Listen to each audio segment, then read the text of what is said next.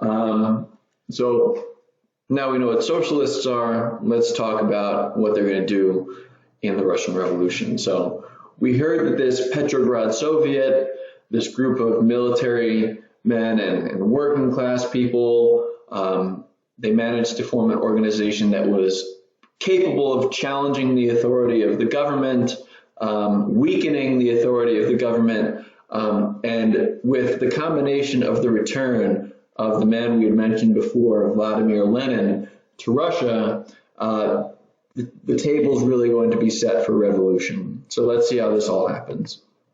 All right, we're still in the year 1917. This is the big year for the Russian Revolution, right?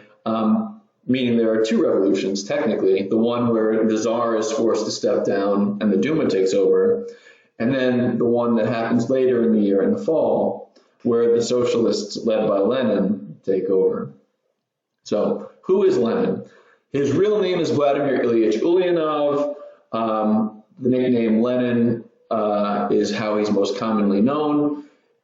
His father had worked for the government. His brother, like Lenin, was kind of a radical, someone who had far out political views and was actually assassinated. And Lenin himself was actually in prison in Siberia, which is kind of the far eastern part of Russia, well known for its kind of barrenness and extremely cold weather, also famous for its Russian prisons and eventually its Soviet prisons called gulags. But Lenin would eventually be released from prison and spent most of the first part of the 20th century in the country of Switzerland, where he was able to kind of form his views, most famously in an essay called What is to be Done. In that essay, he outlined his beliefs about, revolutionary socialism in Russia. He said that he and a small, tightly organized group of people who think like him needed to bring the revolution to Russia, that it wouldn't happen on its own, that the revolution needed to be forced to happen, and that he and this group of people, who would be known as the party, would not be democratically elected. They would not be voted on.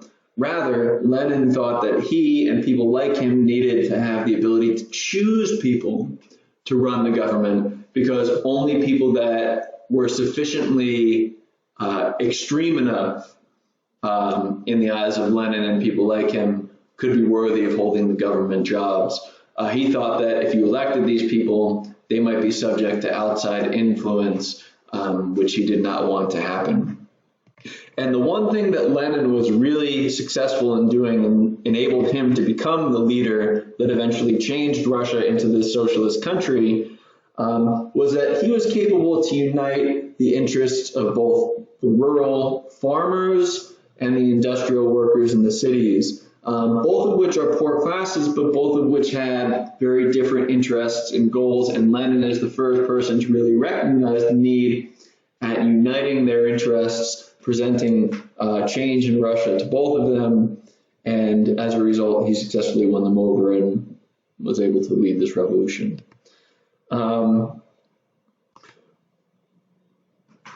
Lenin and his followers were known as the Bolsheviks. That becomes the name of his political party. They're going to kind of harass the Duma, kind of challenge it from the very start.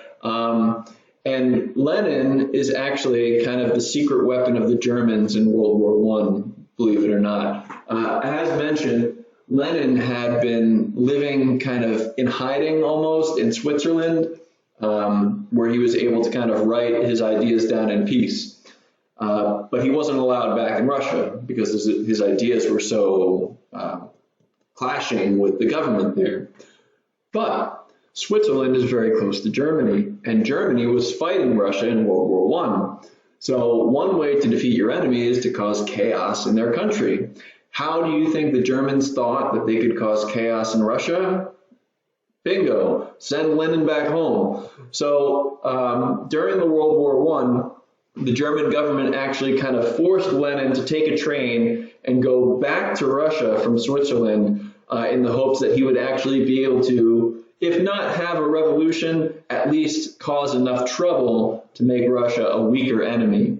And, lo and behold, as soon as Lenin gets back, he is quite famous. The Russian people do know him. They do like his ideas. As soon as he gets back, there is trouble. He attempts to take over the government once in 1917. That attempt does not succeed. He attempts again in the fall of 1917, and that second attempt was a success, in part because of an alliance that Lenin had made with one of the Soviets, again, that most powerful Soviet, the Soviet in the city of Petrograd, which was led by another famous individual named Leon Trotsky. And together, Lenin and Trotsky formed what was known as the Red Army, which was an army, as it sounds like, composed of soldiers who supported this socialist cause. Now remember, World War I was very, very, very unpopular in Russia, so many soldiers who were fighting for the Russians did not want to be fighting in this war anymore. So when this revolution happened, they kind of switched sides from supporting the war effort and fighting the Germans to supporting the socialist effort and fighting the government. So they kind of joined Lenin's team by joining the Red Army.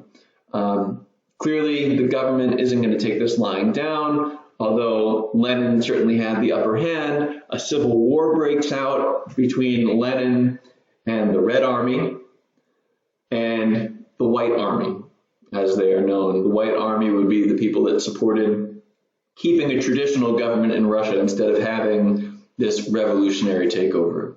Needless to say, as we know that Russia does transform into the Soviet Union, Lenin and the Red Army won that civil war. And after they had won it, they famously executed the entire family of Romanovs, that ruling family of Russia. Nicholas II, who was the last Tsar, was killed, along with all of his family, his wife and his children. And this actually forms the basis of the Disney movie Anastasia, although the movie ends up being quite different. There are all these rumors that Anastasia somehow managed to escape the assassination. Many people claimed to be Anastasia Romanov, but in the end, I think it was fairly recently actually, they did DNA testing and they found out that Anastasia was in fact assassinated by the Red Army. So when we see Anastasia, we know that that is not necessarily true. I also think that Rasputin is the bad guy in that movie. Rasputin would have been long dead by this point. So the Russian Revolution, we had said that the communists, or the socialists rather, were largely supported by people who wanted to get out of World War I. They kept that promise. As soon as this takeover happens in 1917, Lenin and the socialists are going to try and make a peace agreement with Germany to allow them to surrender and to leave the war. Germany's not going to make that easy on them. As you may have read in your textbook reading about World War I, there was a treaty between Russia and Germany that allowed Russia to surrender. It was called the Treaty of Brest-Litovsk, and it was a fairly harsh treaty. Russia had to give up quite a lot of land and quite a lot of money to the Germans to be allowed to surrender, to be allowed to get out of the war, right? So Russia's kind of starting out on a weak foot when this communist takeover happens, but they did keep their promise. You can see here all of this territory, this blue area and this red area here is territory that Russia had to give up, and the green area here too, and they also had to give up quite a lot of money. But in the end, Lenin did get his way. The Russian Revolution did transform Russia, as it was then known, into the Union of Soviet Socialist Republics, more commonly known as the USSR, or the Soviet Union. And as far as dictatorships go in the 20th century, it was the longest lasting, right? From 1917 till 1991, it was in my lifetime. I remember kind of vaguely the ending of it. No other dictatorship had lasted as long, right? Mussolini in Italy was 1928 till World War II, where he was killed. Hitler, similar periods of time, right? Died at the end of World War II. The Soviet Union lasted for quite a lot longer. It wasn't just one ruler, right? You had Lenin, and then you had Stalin, and then you had Khrushchev and Brezhnev and Gorbachev and all those other guys. But it was the Soviet Union lasted for a long time.